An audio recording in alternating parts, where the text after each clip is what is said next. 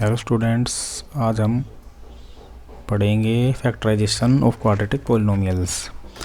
तो सबसे पहले हमें पता होना चाहिए कि क्वाड्रेटिक पॉलिनोमियल्स होता क्या है। अगर हिंदी में बात करें तो इसका मतलब होता है द्विघात बहुपद। क्वाड्रेटिक का मतलब होता है द्विघात और पॉलिनोमियल्स का मतलब होता है बहुपद। ठीक है, तो सबसे पहले हमें क्वाड्रेटिक पॉलिनोमियल्स की जो जर्नल फॉर्म है उसके बारे में पता होना चाहिए। तो इसकी हम लिखेंगे general form of quadratic polynomial. तो ये हो जाएगी a x square plus b x plus c, जिसमें हमारे जो ए बी सी है वो हमारे हो जाएंगे कोफिशिएंट्स। कोफिशिएंट्स का मतलब होता है गुणांक। किसी भी वेरिएबल के आगे जो भी कांस्टेंट वैल्यू होती है वो कोफिशिएंट होती है या फिर गुणांक जिसे कहते हैं। तो जर्नल फॉर्म हो जाएगी x square plus b x plus c. X square के जो साथ होता है वो ए, जो एक्स की पावर एक के साथ होता है वो बी, और जो उसके साथ कुछ भी नहीं होता जो कांस्टेंट वैल्यू होती है हो जाती है सी।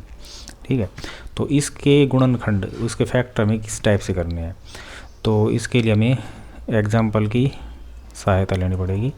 तो मान लो हम एग्जाम्पल लेते हैं x square plus 3x plus 2। ठीक है, तो ये क्वाड्रेटिक पॉलिनोमियल है क्योंकि हाईएस्ट पावर इसकी 2 है।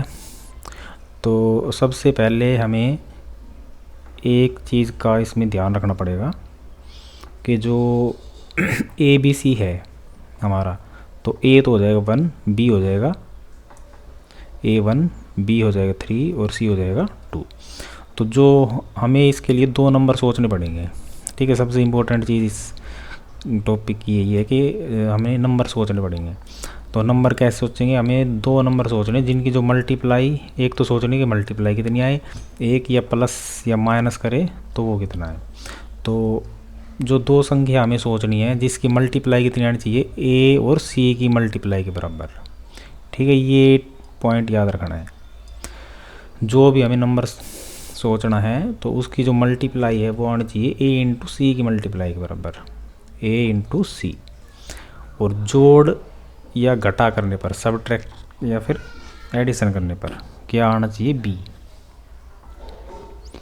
ठीक है, मल्टीप्लाई तो आनी चाहिए ए इंटू सी के बराबर, और जो प्लस या माइनस है वो आना चाहिए बी के बराबर। ठीक है, जैसे हमें 2 नंबर सोचने हैं तो उनकी जो मल्टीप्लाई है वो कितनी आनी चाहिए, ए इंटू सी, मतलब 1 इंटू 2। तो 2 मल्टीप्लाई के बराबर आना चाहिए, और जोड़ या घटा करने पर 3 आना चाहिए।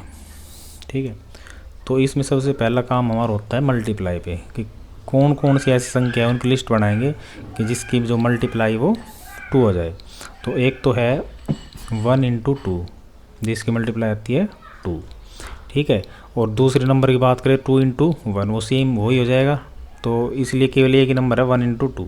तो इसमें 2 नंबर है 1 और 2 जिसकी मल्टीप्लाई 2 आ रही है। अब हमें देखना पड़ेगा कि मल्टीप्लाई तो हमें चेक कर ली कि 2 आ गई, और प्लस या माइनस जो 2 नंबर है उनको जोड़ के या घटा के देखना पड़ेगा कि वो 3 आ रहा है या नहीं।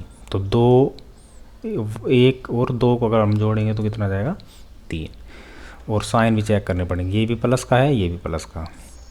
तो इसका मतलब जो हमारा 1 है वो प्लस का ही रहेगा, और जो 2 है वो भी प्लस का रहेगा। ठीक है, तो 2 नंबर हमारे हो गए 1 और 2, 1 और 2।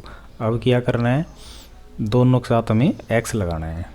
ठीक है, तो ये 2 टर्म्स बन गई। अब क्या करना है, पहला स्टेप तो हो गया कि 2 नंबर हमें सोचने थे कौन से नंबर है। ठीक है, दूसरा स्टेप जो हमारा 3x है उसको रिप्लेस करके हमें दोनों नंबर इसमें ऐड करने हैं, क्योंकि दोनों के साइन प्लस के थे तो यहाँ पे प्लस हो जाएगा। अब ये दोनों नंबर इसकी जगह आएंगे, तो ये हो जाएगा एक्स स्क्वेयर।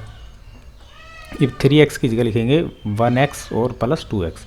अब ये ज़रूर नहीं कि 1x पहले आए, 2x को भी हम आगे लिख सकते हैं।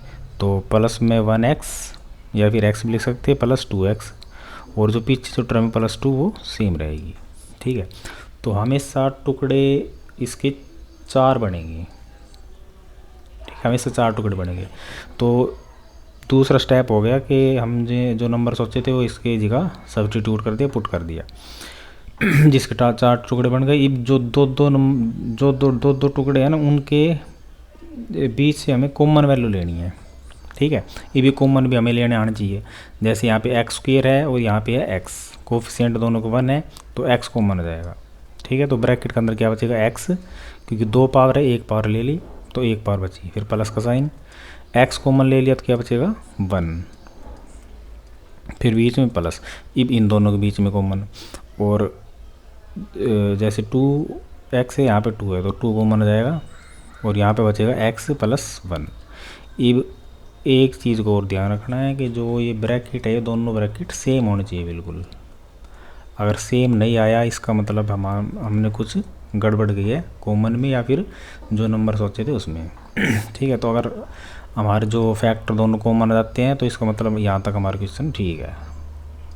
अब x + 1 को हम कॉमन लेंगे इन दोनों में से, तो यहाँ पे x + 1 कॉमन ले लिया तो x बचेगा, प्लस यहाँ पे x + 1 कॉमन ले लिया तो 2 बचेगा, ठीक है। तो ये 2 फैक्टर हो गए, इसके 2 गुणनखंड हो गए।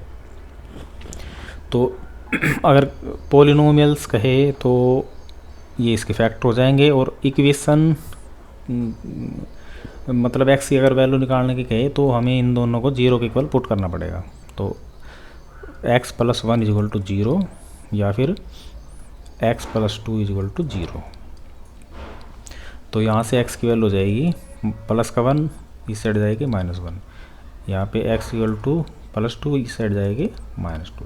तो हमारे 2 सॉल्यूशन निकल जाएंगे इसके, ठीक है। और इन्हें ही हम रूट्स भी कहते हैं, रूट्स ऑफ क्वाड्रेटिक पॉलिनोमियल, ठीक है। तो therefore roots of quadratic polynomials are -1 and -2। तो ये इसके फैक्टर हो जाएंगे, ठीक है।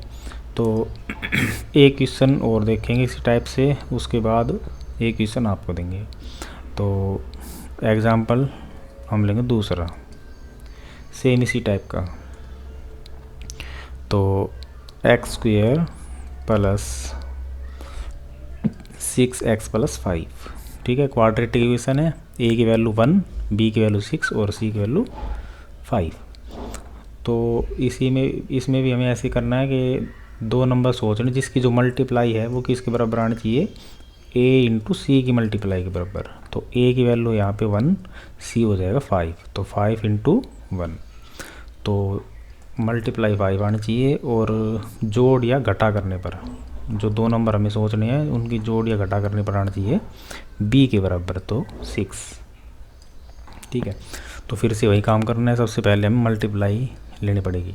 तो मल्टीप्लाई किन किन नंबर की मल्टीप्लाई 5 आती है, तो 1 × 5 या फिर 5 × 1, तो दोनों एक ही नंबर हो गए 1 और 5। तो 1 × 5 = 5, तो ये तो हो गया। और प्लस या माइनस चेक करेंगे तो 1 + 5 ये हो जाएगा 6। तो इसका मतलब है हमारा जो नंबर है वो हो जाएगा 1 और 5। सेम इसी टाइप से 1 और 5, तो इनके साथ हम लगा देंगे वेरिएबल x, दोनों प्लस के। अगला स्टेप क्या था, इसमें जो 6x है इसकी जगह ये दोनों वैल्यू सब्सटीट्यूट करनी है।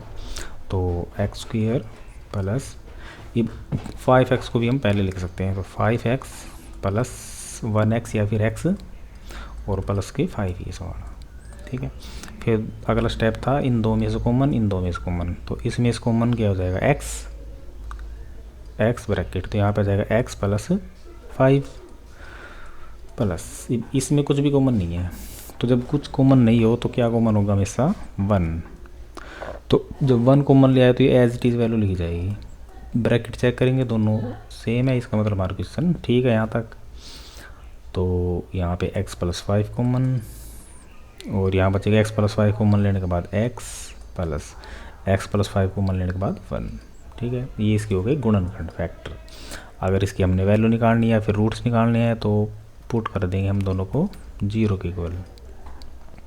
X plus one equal to 0। तो यहाँ से x इजल टू माइनस का 5 और x इजल टू माइनस का 1। तो ये हमारे हो जाएंगे रूट्स।